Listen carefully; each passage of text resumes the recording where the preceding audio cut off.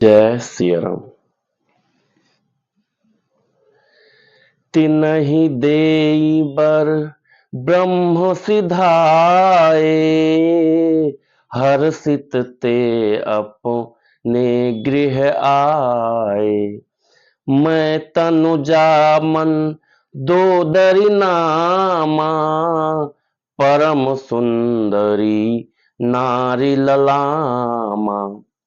उनको वर देकर ब्रह्मा जी चले गए और वे तीनों भाई हर्षित होकर अपने घर लौट आए।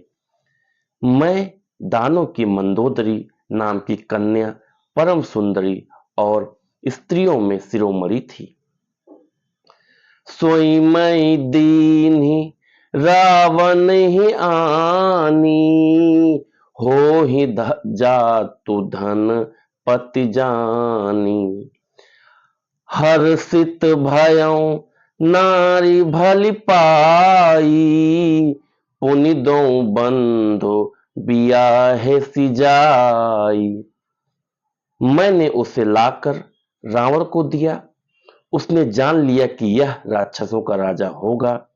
अच्छी स्त्री पाकर रावण प्रसन्न हुआ और फिर उसने जाकर दोनों भाइयों का विवाह कर दिया। गिर त्रिकूट एक सिंधु मझारी, विधि निर्मित दुर्गत अति भारी। सोई मैं दानव बहुरी सवारा, कनक रचित मणि भवन अपारा। समुद्र के बीच में त्रिकूट नामक पर्वत पर ब्रह्मा का बनाया हुआ एक बड़ा भारी किला था। महान मायावी और निपुण कारीगर मैदानों ने उसको फिर से सजा दिया। उसमें मणियों से जड़े हुए सोने की अनगिनत महल थे।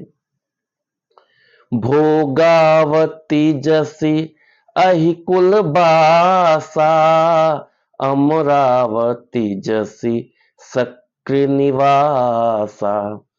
तिन्हते अधिक रम्य अति बंका, जग विख्यात नाम ते ही लंका। जैसे नागकुल के रहने की पाताल लोक में भोगावती पुरी है और इंद्र के रहने की स्वर्ग में अमरावती पुरी है, उनसे भी अधिक सुंदर और बांका वह दुर्ग था। जगत में उसका नाम लंका प्रसिद्ध हुआ। खाई सिंधु गभीर अति, चारिहु दिस फिरि आऊ। कनक कोट मन खचित दृढ़, बरनि न जाय बनाऊं।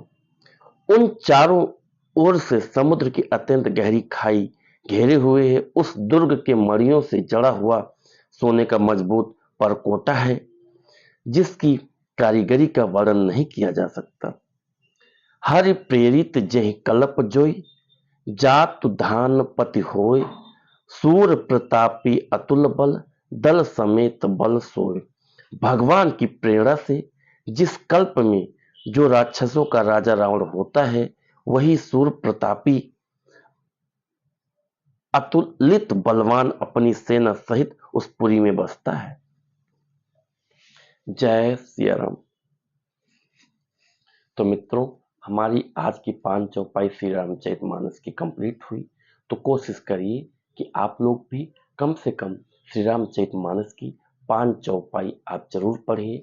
और आप अगर पढ़ सकते हैं तो आप पढ़िए ही, साथ में कोशिश करिए कि अपने बच्चों को, अपनी माताओं को, बहनों को भी प्रेरित करिए कि वो लोग भी डेली श्री रामचरितमानस की कम से कम 5 चौपाई डेली पढ़ें।